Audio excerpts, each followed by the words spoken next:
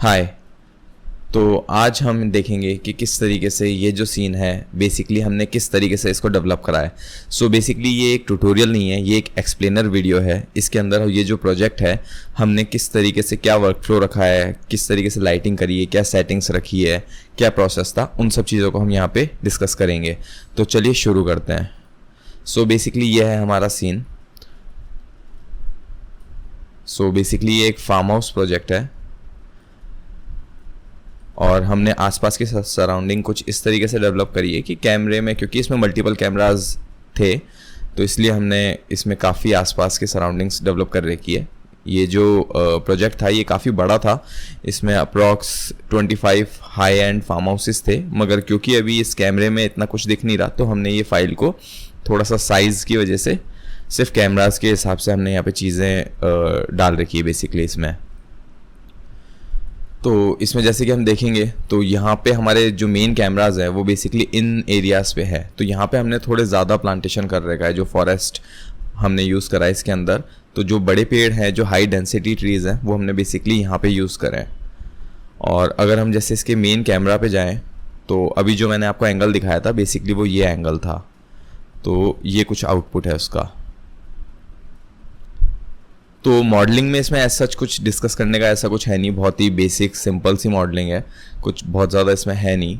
और प्लांटेशन के लिए इसमें हमने फॉरेस्ट पैक यूज़ करा है, क्योंकि फॉरेस्ट पैक में बेसिकली हमारे पास लाइब्रेरीज़ काफ़ी अवेलेबल हैं और उसका वर्क फ्लो काफ़ी सिंपल रहता है। तो बहुत ही सिंपल जो प्रोसेस है उससे हमने यहाँ पे प्लांटेशन करी है। यहाँ पे हमने रेफरेंस यूज़ करा है इस प्लूमेरिया को ऐड करने के लिए, क्योंकि हम इसको अपने हिसाब से एडजस्ट कर सकते हैं। अगर हम इसको यहाँ से कहीं भी मूव करेंगे तो बेसिकली ये प्लूमेरिया भी इसके साथ में मूव होगा। अगर हम डिफ़ॉल्ट सेटिंग के साथ में करते हैं तो हमारे से ये फ्रीडम नहीं आती बेसिकली। ये हमारा स्विमिंग पूल है, यहाँ पे बेसिक वाटर का मटेरियल है इसमें, एज सच इसमें भी कुछ नहीं है।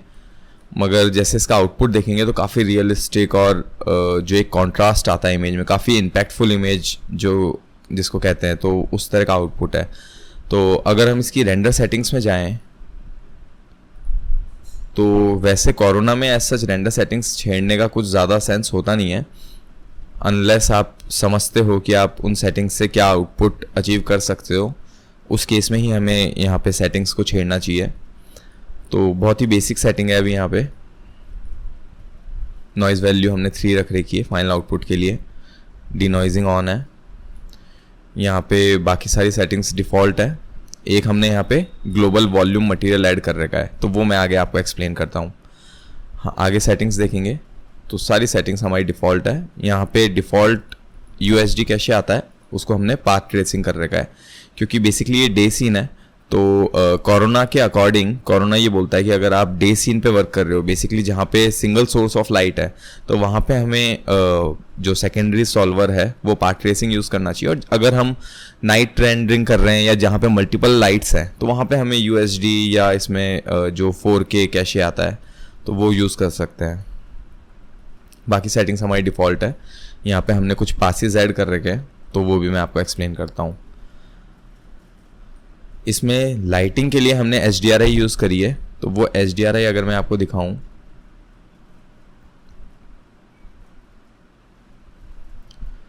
तो बहुत ही सिंपल सी HDRI है डे की, जिसमें सन की पोजीशन हॉराइजन से थोड़ी हॉराइजन के आसपास है, ताकि हमें जो शेडोज़ हैं वो थोड़ी लॉन्ग शेडोज़ मिले बेसिकली। और यहाँ पे हमने HDRI की सैचुरेशन को थोड़ा सा इंक्रीज़ करा हुआ है, क्योंकि जैसे कि हम यहाँ पे देखेंगे ये जो स्काई है ये बहुत ज़्यादा यहाँ पे ब्लू टोन आ रहा है। और मैं आपको बता दूँ कि ये इमेज कुछ भी इसमें पोस्ट प्रोडक्शन नहीं हुआ है, ये रॉ रेंडर है।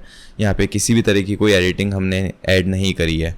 ऑल्दो हमने इसके पासेस यहाँ पे निकाले थे, मगर हमने किसी भी तरह की कोई एडिटिंग यहाँ पे नहीं करी है।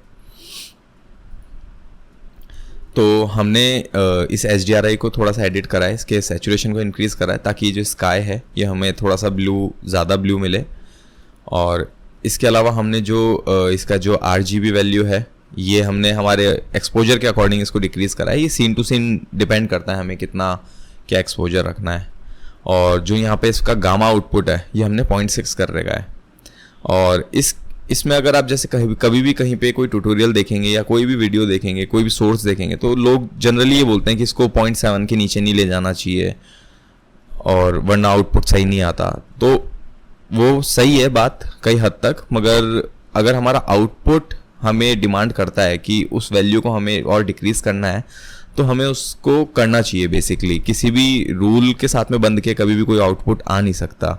तो यहाँ पे जैसे मैंने इसको 0.6 कर रखा है गामा को, तो उससे बेसिकली हो क्या रहा है, ये जो मुझे शेडोज़ मिल रही है, जो डार्क शेडोज़ मिल रही हैं, तो वो शेडोज़ बेसिकली उस गामा थ्रेशोल्ड से मिली है। अगर मैं उसको हाई रखता, जैसे 0.7, 0.8 या 1 रखता, तो इतनी मुझे डार्क शेडोज़ नहीं मिल पाती, और जो कॉन्ट्रास्ट इमेज में आ रहा है वो। HDRI में ऐसा हमने और कुछ भी मैनिपुलेशन नहीं करें, ये कलर करेक्शन ऐड करा हुआ था HDRI के अंदर।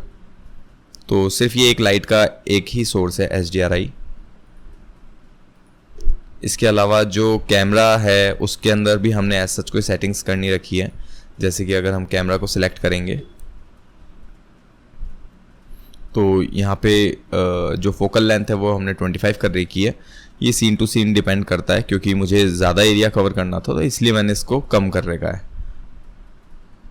इसके अलावा यहाँ पे कोई डेप्थ ऑफ फील्ड नहीं है, कोई और अलग सेटिंग नहीं है, पोस्ट प्रोडक्शन में कुछ भी सेटिंग नहीं है।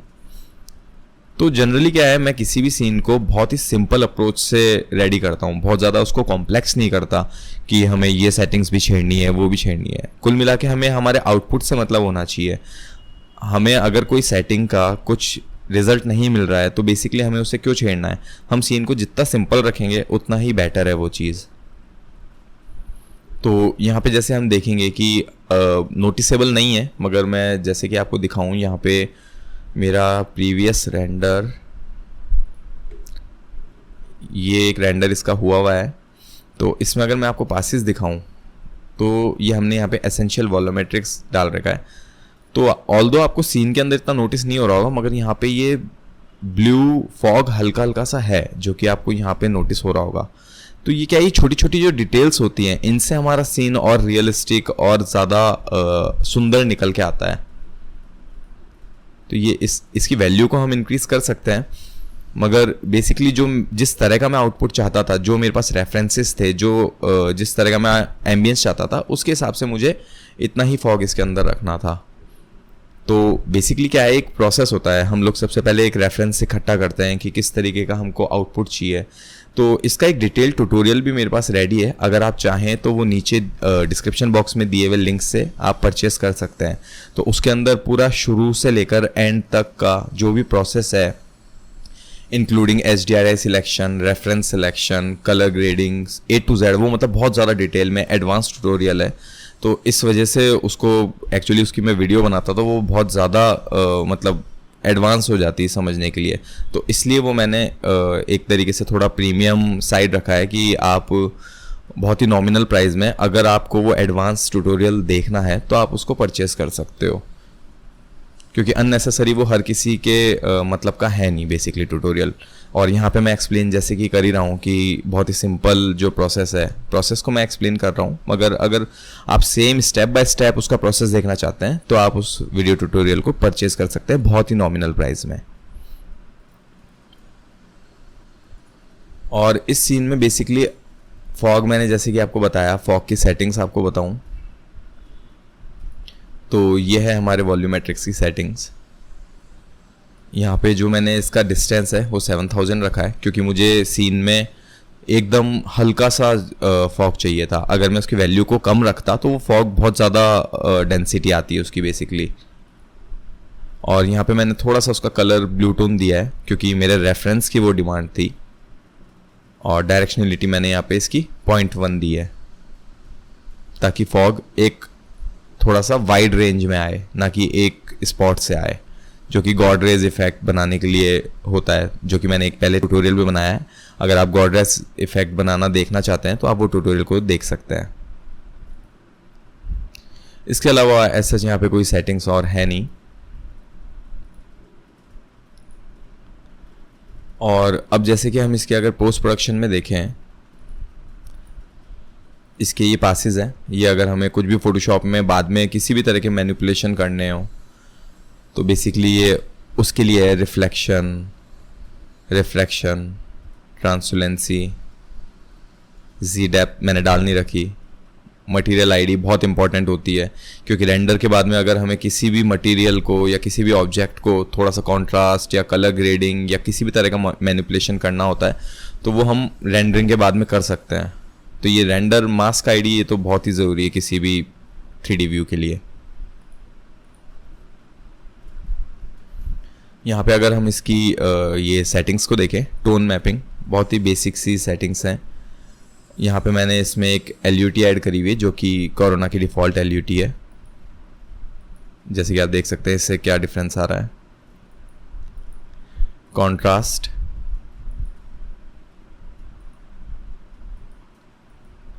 कई बार क्या है सीन में हम जिस तरीके से कॉन्ट्रास्ट या एक्सपोजर को एडजस्ट करते हैं ना, तो कई बार इमेज इतनी क्लियर नहीं होती, हम उसके बिहाफ पे वो कॉन्ट्रास्ट और वो एडजस्ट कर रहे होते हैं।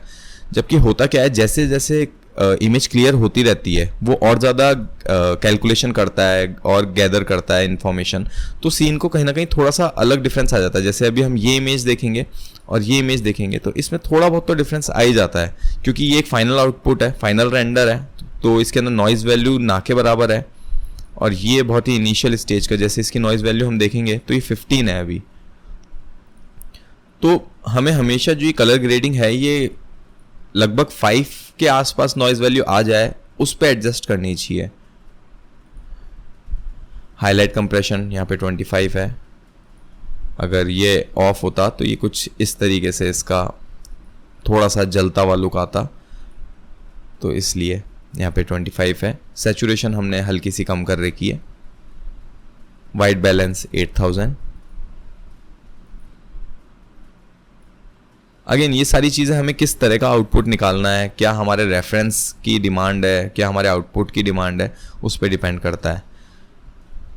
यहाँ पे हमने ब्लूम ऑन कर रखा है, इसकी थ्रेशोल्ड वैल्यू हमने 0.1 कर रखी है और यहाँ पे हमने शार्पनेस ऑन कर रखी है। इससे भी काफ़ी फ़र्क पड़ता है। एक्चुअली जो डिटेल्स हैं वो शार्पनेस से आ जाती है।